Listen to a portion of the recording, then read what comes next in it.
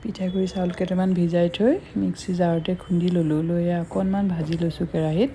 বেছি ভাজিব নালাগে, অলপ ভাজিব লাগে। ভাদ মাহৰ শেষতে প্ৰসাদৰ কল কেইটামান আছিলে, গুচাই লৈ মিক্সি জাৰতে দি লৈছোঁ। লৈ ভাজি থোৱা পিঠাগুড়ি কেইটামান দি দিছোঁ তাতে। চেনি কল কাৰণে টেঙা টেঙা এটা লাগে কাৰণে অকণ 3 চামুচমান চেনিও দিছোঁ এতিয়া মিঠা হ'বলৈ। পিঠাগুড়ি খুন্দা জাৰটোতে অলপ গ্ৰাইণ্ড কৰি ল'ম আৰু লৈ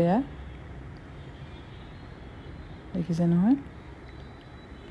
কলপাত এখনো কাটি সৰু সৰুকৈ কাটি লৈছোঁ। লৈ তাতে অকণমান অকণমানকৈ দি এনেকৈ হেঁচি হেঁচি দিম। কোনে কোনে কলপিঠা খাই ভাল পায় বাৰু জনাবচোন দেই। দিয়া এইকেইখনেই হ'ল আৰু বেছি নহ'লে, কলো কেইটামানেই আছিলে।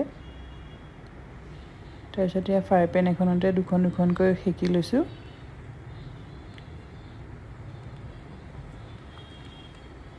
এনেকৈ হ'লেই নহয় ৰেডি। গোন্ধটো যে ইমান ভাল লাগে নহয় কলপিঠাৰ, মানে কলপাতৰ। যিকোনো বস্তুৱে কলপাতত দি বনালে যে গোন্ধটো বহুত ভাল লাগে, খাবলৈ ইমান ভাল পাওঁ। এতিয়া চাহৰ লগত জুতি ল'ম। লগতে ভাপত দিয়া পিঠাও আছিলে, তাৰো এখন লৈ লৈছোঁ। এতিয়া খাই চাম দেই।